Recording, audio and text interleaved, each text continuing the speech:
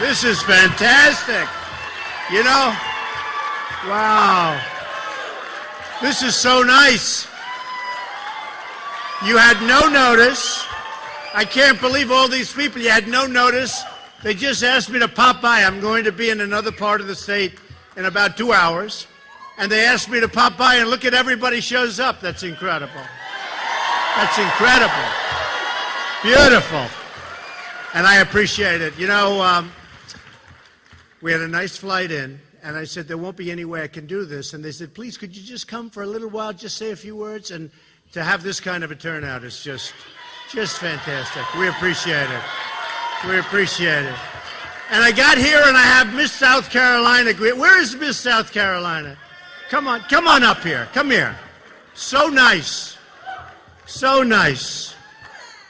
So she just got back actually from Miss America, and she was top 7. Very impressive.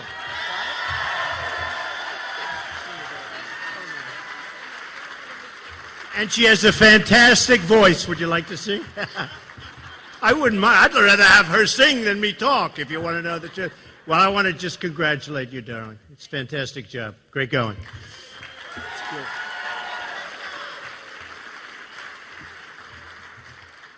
So, we have a lot of things to discuss, a lot of things to talk about, a lot of business, a lot of happenings over the last little while, and some of the cute things, but relatively unimportant, although maybe it is important. And if you want to stand, if everyone, there's some seats if you want, but stand if you want. I don't care. It doesn't matter. Huh? I love you too. I love you too. You know, it's funny. We talk about the press, and it's very interesting because I got here. We have all these great stories coming out. The polls are through the roof. You see what happens with the crowds on 10 minutes' notice. But the polls are through the roof. And here's one that they just reported, right? A poll. It's from Florida. Just came out. And here's the headline to show you about the press. Marco Rubio, who, by the way, has the worst attendance record in the U.S. Senate, has got the #1 worst attendance record, and they want him to be president, right? Marco Rubio passes Jeb Bush in the Florida poll. That's the headline. Big story all over. So it says Marco Rubio passes Jeb Bush in the Florida poll. So I say, oh, that's too bad. I guess I thought I would do well in Florida.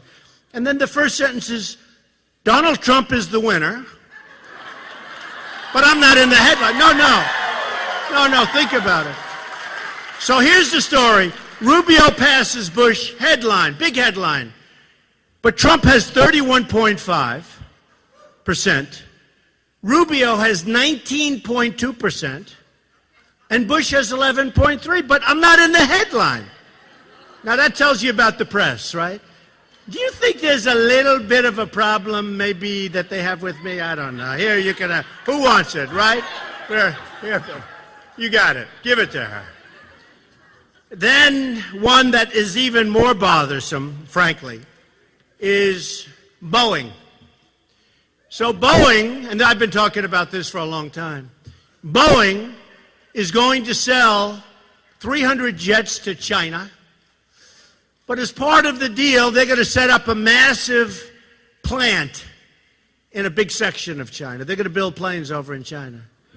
And you tell me why. Why aren't they building them here and sending them? They're building them over there. They're going to build them over there. Believe me, that'll end up being their biggest. That'll end up being their best. That'll end up taking a tremendous number of jobs away from the United States. And people can say whatever they want, but that's not good stuff. You know, the other day, I asked my people to go out and check, what is the trade deficit with China? And by the way, I didn't say, like, how are we doing? I didn't say, are we doing well with China? Are we making money with China? I said, what is the trade deficit? All right, there's only one thing it could be, right? We know that. So it's close to $400 billion a year. Can you believe this? And this has been going on for years. Close to $400 billion. And that's China. Japan is close to $70 billion a year. Mexico, I love Mexico. I love China. I love Japan. I love them all. But we don't have the right people representing us. And you know that, right? Stand up. Will you stand up? What a great job. Come here, come here, come here. What a great job you've done. He got me over here. And you know what? I get a lot of money to make speeches and things. He got me for nothing, meaning he's a tough negotiator. Come here. Thank you, sir. Great job. Thank you, sir. Thank you. Absolutely. Appreciate it. I want him negotiating for us against China. But we have to take it back. We've got to take it back. We've got to get our people in line. We've got to do things that we just haven't done before. We have lost our way as a country. And we need business people. It's time to get business people in there. You know, when you talk about the African American Chamber of Commerce, I mean, you have people that are great business people. And it's one of the reasons you hear. So many people said, by the way, from your chamber, in the back room, we were meeting with very smart cookies. They all read The Art of the Deal. And you know what I get out of? Nothing. They don't give me 10%, right? But this group, they've all done great. And they should. Last night I did Colbert. Did anybody see that? So the ratings were phenomenal. It had like a 3.7. It beat The Tonight Show with Jimmy Fallon, which I did last week. We had great ratings that too. And it was a great evening. And following me was the gentleman who's a very nice man, Ernest, who negotiated the pact with Iran. And I wrote, Colbert gave me a book. He said, would you do me a favor? Would you write something, a little note? And I wrote him a note. I said, better luck next time. And he was very nice. I mean, look, they're trying. They're trying very hard. But we got to do better. If we're going to make our country great again, look at all these people. We just have to do better.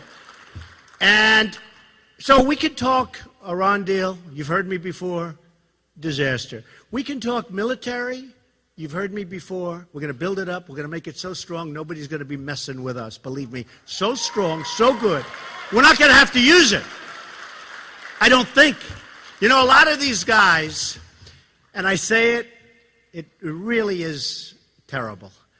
They ask me, what are you going to do in Syria? What are you going to do? Are you going to attack Russia, start World War III? You know, Syria's, I don't want to start World War III over Syria, believe me. But are you going to start? And, you know, Bush got up, and so did Hillary. And she said, Trump's tone, his tone isn't nice. My tone. We need an energetic, we need people with energy. My tone. And, you know, they get up, and we need people that are somewhat unpredictable. I had an article recently, and it was said great things about me from a financial state. Trump's really smart. He's really great. They actually used the word genius, but I won't say that because I don't want to. But they said one of the people that competed with me and actually lost said he's totally unpredictable. You never know what he's going to do. And that's a good thing. That's not a bad thing.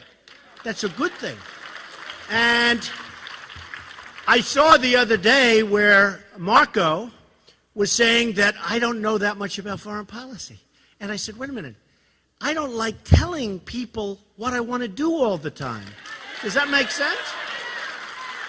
I am the only one on that stage the other night, which I had a great time, but it shouldn't have been 3 hours. Who ever heard of a 3-hour? You know what happened with CNN? No. Now they're going to turn off their live feed. But you know what happened with CNN? CNN sold out the first 2 hours at record numbers. And they did record. It's the largest broadcast in the history of CNN. Think of it, with all the wars, this was number one. I wonder how many people would have been watching if I wasn't there. What do you think? Like 3? 3? So CNN was supposed to get $4,000, I guess, for a 30-second ad. Who knows? But it was supposed to be $4,000. And I think it went to $250. Would you say? They said it was a 4,000% increase, but then they said it was actually higher than projected. That's good by any standard. And they said, you know, I can't blame them. They said, who cares about these people? Who cares about even our audience? Because nobody wants to watch for 3 hours. But they said, We just sold out the first 2 hours at record numbers. So let's let these suckers stand up there for another hour in a room that was 100 degrees. That room was hot. I mean, poor Chris Christie. No, it's true. It's true. No, he's a nice guy. It wasn't fair. It was an amazing thing. I was like a piece of water. Rubio, I've never seen a young guy sweat that much. No, I've never seen, he's drinking water. I never saw anything like this with him with the water. And everybody, Huckabee, nice guy, he was seriously hot. He was soaking wet. I grabbed him around his back. I said, good job. And it was soaking wet. He was drenched. So they had us up there for 3 hours. And it was, I really had a good time. And every single poll, Drudge, Time Magazine, Slate, every poll said that Trump won the debate. Right? They all said, thank you. But the pundits don't say that. They really hate me. The pundits don't say that. The people say it, but the pundits. But then, you're right, she just said, who cares? It's true. I tell these stories like I tell the story here on the Florida poll, because the people, the thing I've learned more, and I said this to somebody the other day, the people are really smart. They really know what's going on. They don't believe. You would think if I'm sitting home watching television and I heard some of these people speaking, you would sort of, oh, that's right, that they don't believe the things that are said. They really are smart. The people that are watching, like the debates and everything else, I am so impressed. And I think more than anything else, that's what's impressed me most, is how really intelligent the public is. It's incredible. No, it's incredible. Thank you. So it's been an amazing journey for me. It's been a lot of fun. I never thought I'd be a politician in my life. He said, I'm not. Yeah, I guess you're right. I'm not. I refuse. So here's a poll that came out recently that I love, because generally Republicans do not do well with African Americans. Do we agree in terms of voting? Okay? But here's one. Trump receives 25% of the black vote in general election matchup. 25%. Now, and that's in the general election. A very respected poll. Now, that's 25% of the black vote. As somebody said who's very much into this stuff, they said if you get 25% of the African American vote, the election's over. You win. It's unheard of. It's unheard of. And I have a lot of friends, African Americans in New York. They say, you're going to get most of the vote. I was actually disappointed with the 25%. And the standard number is like 9 or 8. What is it, like 8%? But they say the election's over.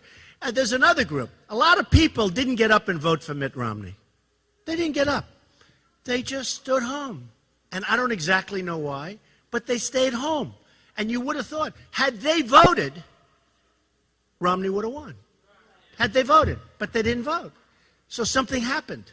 And it was just a lack of something. It was a lack of appeal. Why? What? He calls it low energy. No, that could happen again, but with somebody else. Such an important term, energy. It's such an important term in so many different ways. You can be great, you can be wonderful. You got to have that boom. You got to have that enthusiasm. And if you don't have it, it's just not going to happen. It's just not going to happen. So when I saw this, I was so happy. I was so thrilled to see it. Now, super PACs. I've been watching this whole process play out. And I've been saying, as you know, I'm self-funding my campaign. When I come here, when I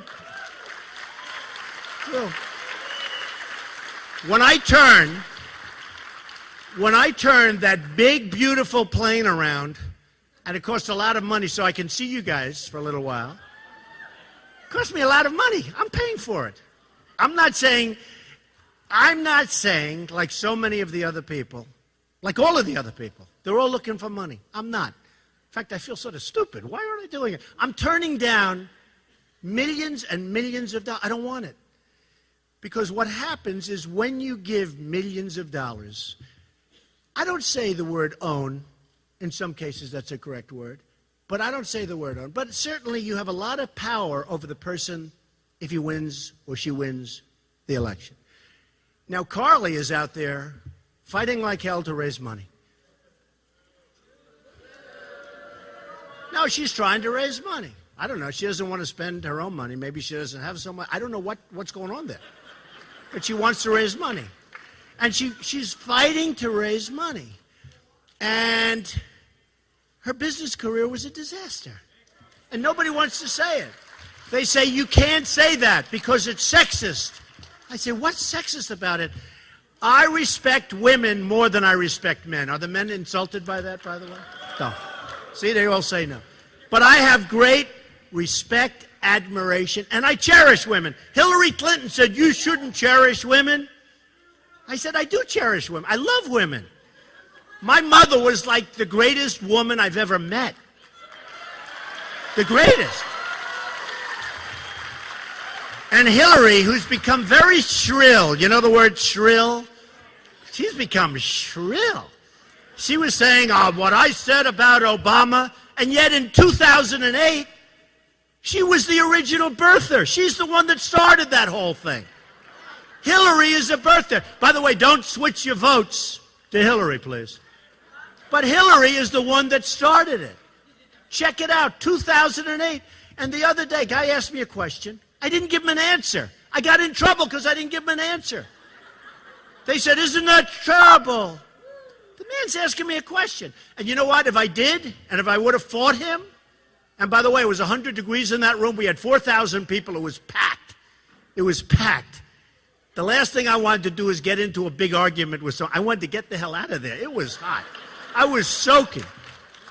The good thing is you lose a lot of weight doing this, you know, because every room I have, they're so full, and the rooms aren't meant for that many people. So it becomes hotter and hotter. It's like a steam bath.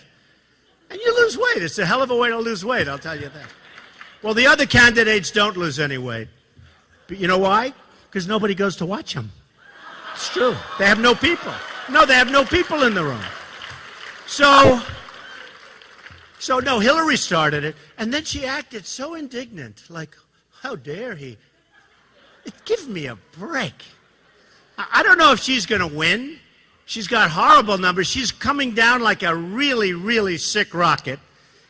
She's coming down, and we're going to see what happens. I mean, who knows? Who knows? I think I don't think she's going to do well. I notice she only mentions me when she's speaking. She mentions me, which I think is a great compliment. You know, I think that means, right? What do you think? Yes? But we are going to do something that's special, and we're going to take it back. A couple of little business things because of the fact that it is the chamber. So we have to get rid of Dodd-Frank. You know, you people borrow money. And Dodd-Frank really concentrates business in far fewer hands. I mean, if you look at what the result is, I can tell you that if I want money, or if somebody with a lot of money wants money because we don't want it, you know, that's what happens. In other words, if you don't need money, they want to give you all the money you want at no interest. The lowest interest rate you've ever seen. If you need money, you know what I mean, right? If you need money, you're an African-American entrepreneur. You need money from a bank. You can't get it, right? Is that true? No, it's true. And I've had more friends, and I'm not talking about African-American only. I'm talking about period, people. I know so many people with talent, and they come to me, they want to borrow money. I said, I'm not a bank. And they said, please, I can't get the money from the bank. And yet, the banks are loaded to the gills, and it's not even the bankers. The regulators are absolutely killing the banks. I mean, I have friends that are bankers. They can't breathe. The regulators are running the banks. First of all, they sue the banks every week. I keep saying to the banks, why do you settle those suits? Why do you settle them? When I get sued, I take it take it all the way. You know what happens? If you settle suits, you get sued more. It's true. You know, in the old days, when somebody would fall in front of one of my buildings, I'd have this beautiful sidewalk, perfect. Might even be granite. Beautiful, flat, perfect. A person falls. But they don't even fall on my sidewalk. They fall on another sidewalk, and they carry them over to mine because they figure I have more. It's true. It's true. So what happened in the old days, I used to settle. Oh, somebody broke their leg. Give them $100,000. Like a jerk. And I was getting more and more people falling. I said, how did they fall? The sidewalk's beautiful. The sidewalk's perfect. But we settled cases. Now I don't settle anything. I don't settle. I got sued by a lightweight in New York. This attorney general sued me, a civil case, sued me on a thing called Trump University. Has a 98% approval rating. Has an A from the Better Business Bureau. It was this wonderful little school, not a big deal. I would have given all the money to charity, and that's what I intended to do.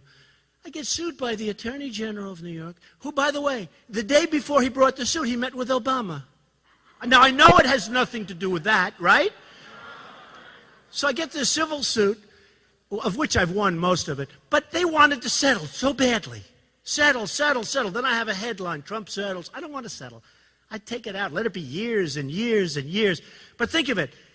98% of the students have signed a document saying they love the school. And now this guy brings a lawsuit. And I say, how can I settle when everybody loved it? How can I do that? So what happens is I go to court. You get a little bad press because the press doesn't want to write about the 98%. They don't want to write that you got an A from the Better. I got an A. I have a school. 98% of the people really loved it, or at a minimum liked it a lot, and I have an A rating. And now I'm supposed to pay money, and I can't do that psychologically. Does that make sense? When you settle cases, what happens is you're known as a settler, and people come at you. And I told one of the big banks, they're always settling cases. The guy gets paid like $40 million a year to run a bank, okay? You know, it's one thing if you build your own business and you make a lot of money, but it's another thing. You take over a bank and you get paid a lot of money. Okay. But he makes a fortune. And he's always settling cases. Settled one for $1.8 billion. Settled another one for $4 billion. I don't even know, where do they get all this money to settle these cases? But you hear they're being sued by the regulators. 2 weeks later, they settle. I said, get yourself a really good lawyer and let him fight it for the next 10 years. Because every time they settle the case, 2 weeks later, they get sued again. Because they're known as weak, pathetic people. It's true. It's true. And he tells me, here's the excuse. Don, we're a public company, and we don't like this hanging overhead. I said, you gave $2 billion? I mean, there's some at $10 billion, $7 billion. You know, a lot of times you'll settle a case because the legal fees are more than the case. I can't even do that. Because mentally, psychologically, I had a case in Chicago.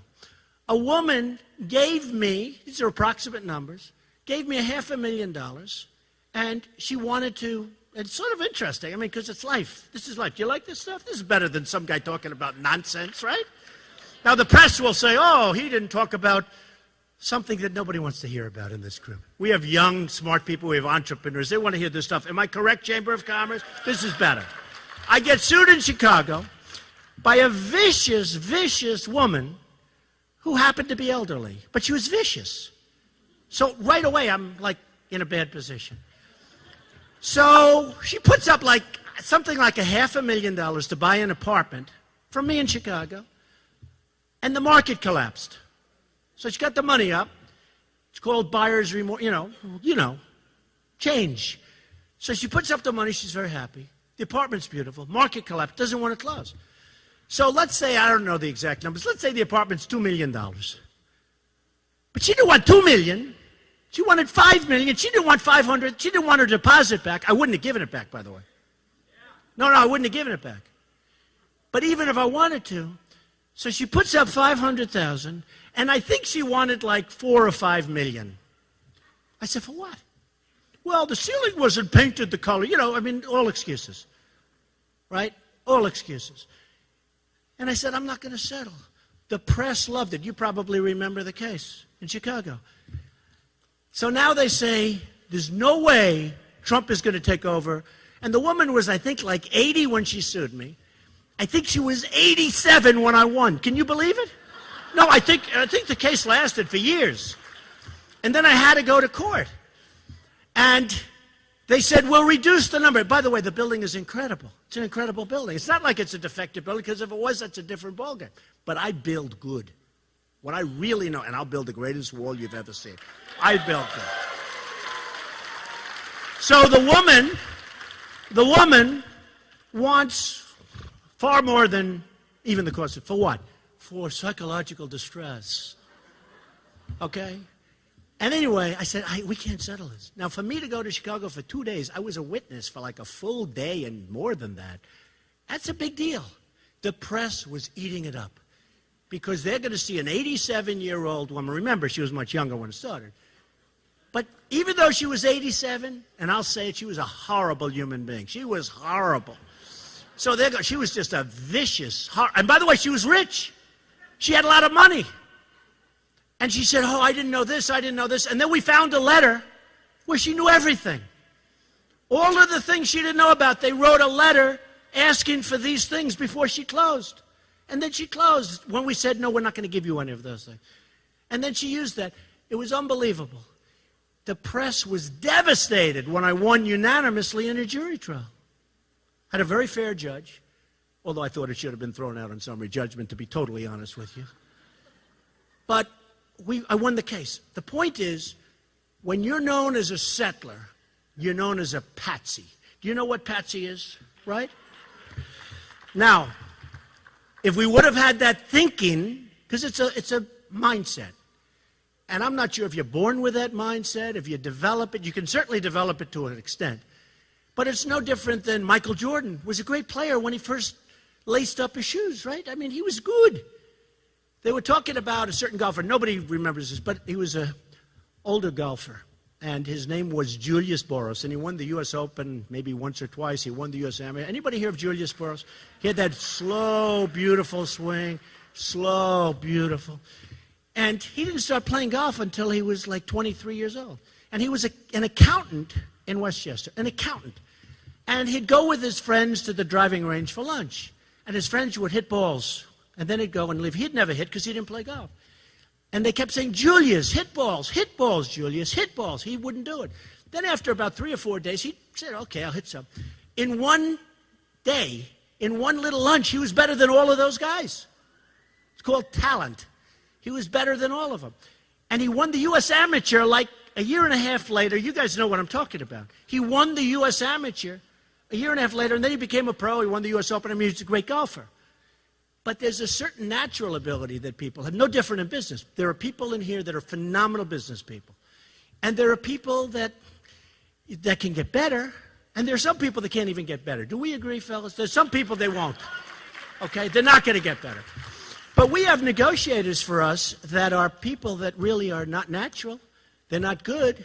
I don't even know if they want to get better. I don't know what the purpose of these deals are. But we need help in this country. And I can tell you this. If I win, this country, good, thank you. When. This country will be so strong and so rich. We have such potential. We have all the cards. People say, oh, but China, they make this, they have us. You know, we owe China $1.4 trillion. Think of it. You know, we owe 1.9 now trillion. 1.9 trillion. Nobody even knows what does anybody know what a trillion is? Added up. How many hundreds of millions is a trillion? No, think of it. Most people don't even know what it is. This was a name 10 years ago. You never even heard the word trillion. Now it's like commonplace. But China, Japan, Mexico is becoming the new China. They are taking our bit. Nabisco's moving into Mexico now. I'm not eating Oreos anymore, believe me. Ford, or many of the car companies are going in. But that's not going to happen with me. We're going to have a great relationship with Mexico. But that's not going to happen with me. We're going to have fair. I want the jobs here. But think of it. So China, it's impossible for us to do business with them. As per the article, Boeing is going to get an order, but they're going to build a plant. And I guarantee you, China said, we're going to order planes, but for us to do that, we want you to build a massive plant. Well, what the hell good does that do us? That means that in a few years, they're going to be making the planes in China like they're making everything else. We've got to put a stop to it. We've got to put a stop to it. So,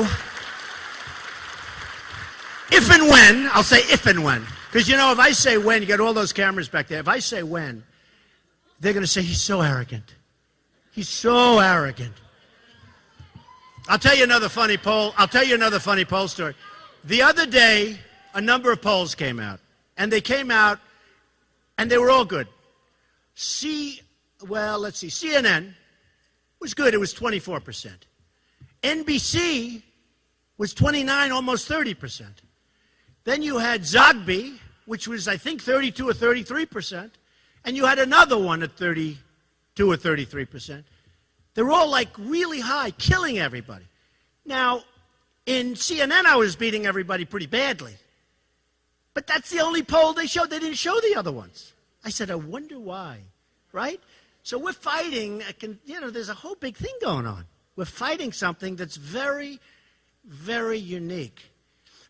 So I'm going to say, if and when I win, this country is going to be so strong. It's going to be so rich. We're going to have so many jobs. You have to understand that our blood is being drained out of us by other countries with their devaluation of the currencies. They're draining us. We make product better than China. If you look at our furniture, well, from South Carolina, from North Carolina, the great furniture. If you look at our furniture, if you look at all of we do better. We do better it's better quality. I have a friend, he just ordered a massive amount of furniture from China. He's going crazy in a hotel. People sit in the chair and the chair breaks. It's like, they go down for the count. But they devalue their currency and they make it impossible for our companies to compete. And we can't let that happen. We can't let it happen. When Japan sells us thousands and thousands of cars, millions of cars, and they come in, I was in Los Angeles a few weeks ago, biggest ships I've ever seen, biggest I've ever seen. And they're floating in cars. We sell them beef. And then when the beef gets there, they don't want it. Now you tell me about beef that's sitting there back and forth for a couple of months. I don't want it. Maybe that's why they call it Kobe beef. It's aged. Maybe. No, it's aged beef. And they charge more money for it. But, think of it. We sell them beef and things like that. But it's a tiny fraction compared. And then we have a trade deficit of the kind of money that I went over. And when we have the proper negotiators, and I know the best in the world, they're all calling me. You got to give me a couple of names. I want a couple of really good African-American negotiators. Stand up. Do you want to do it a little bit? I'll take you right now. I love that. And you have some great negotiators. I know that. But I have guys call me the biggest people in business. Because, nobody thought I was going to run. They said, why would he run? He's got this wonderful family, wonderful company. Why would he run? Why would he put himself through this? And I'm actually asking that question myself. But why would he do it? And nobody thought I was going to run. And they weren't even polling me. They weren't putting me in polls. And my wife said, if you run, you're going to win. She's actually very smart. No, it's true. Because I see the way people react. But if they poll you before you announce, you're never going to get anything because, frankly, nobody believes you're going to run no matter what. Nobody believes. And it doesn't matter if you say, I'm running, I'm telling you. If they say Donald Trump is running, will you? They're saying he's not running. But she said, if you actually announce, you're going to win. I said, all right. A few people told me that. But my wife said it very strongly because she's with me and we go out and we have a lot of fun and people go sort of crazy because they want help. They want to see this country be strong and they want it run by smart people. So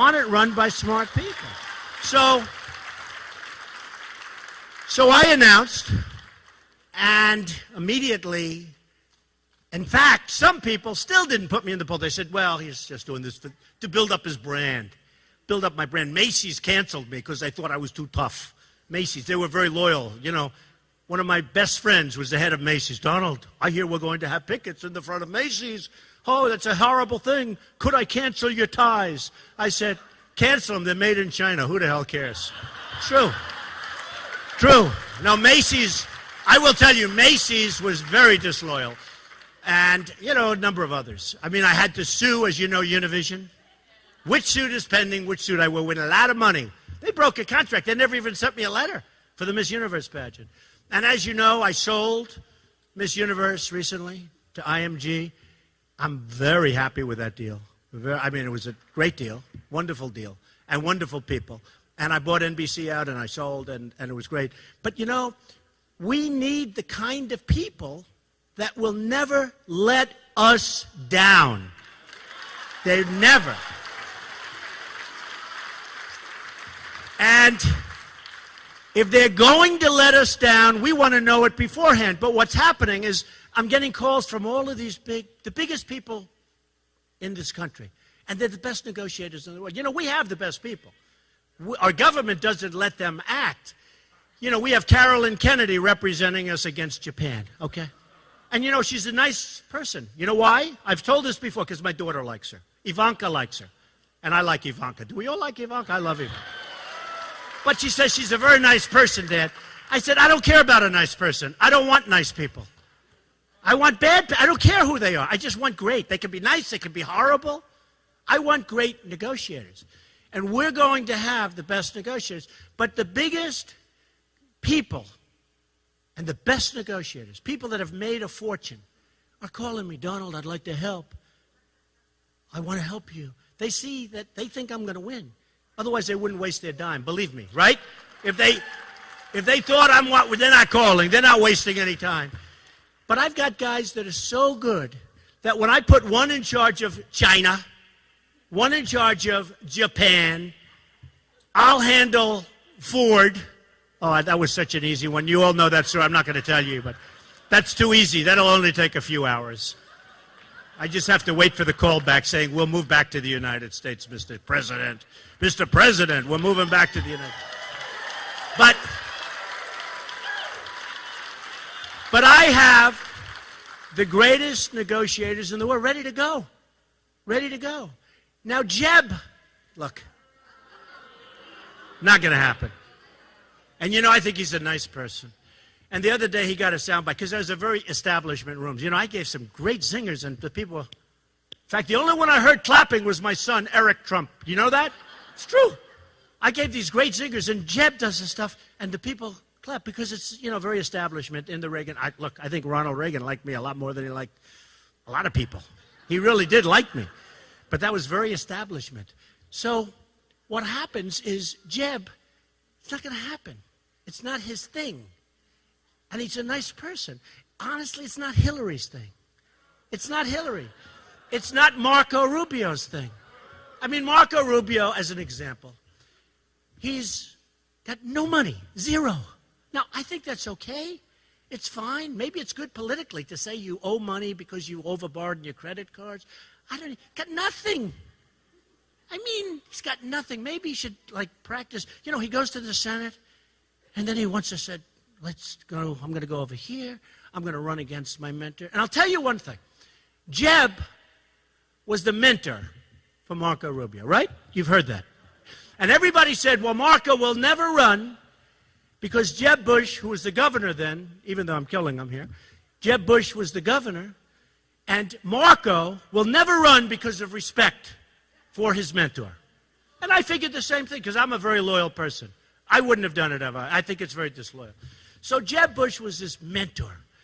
And I'm saying, well, he's not going to run because, and everybody's saying that. He announced he's going to run because he's overly ambitious, too young, and I have better hair than he does, right? Do we agree? Do I have better hair than he does? And there's an age gap. There's an age gap. But I say that, and this is what bothers me about politicians. So he announces he's going to run. And they go to Jeb. What do you think of Marco Rubio? He's my dear, dear friend. He's wonderful. He's a wonderful person. I'm so happy that he's running. Give me a break. That's called politicians speak. Then they go to Marco. What do you think of Jeb Bush? Oh, he's great. He's brought me along. He's one. They hate each other, but they can't say it. They hate each other. It really does bother me when I see them and I see Jeb, and maybe that's what you want, and maybe that's the kind of people that are going to get elected, to be honest. Maybe they don't want a straight talker. Maybe they don't. No, maybe they don't. But I am so tired of this politically correct crap.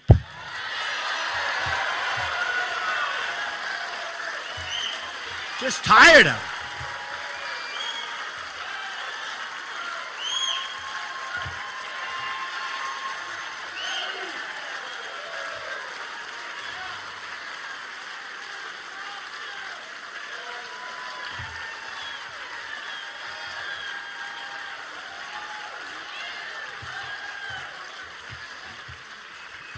So,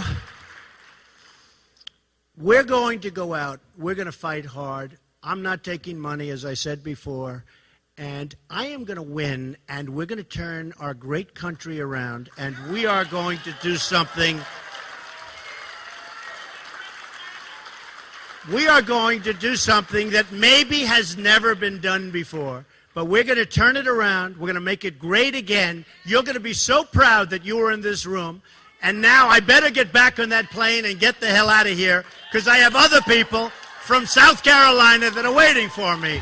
But I appreciate it, and I really do. It was a quickie, and I love you all, and we're going to do it. And thank you to the Chamber. I appreciate it, fellas. Thank you. Thank you, everybody. Thank you. Thank you very much.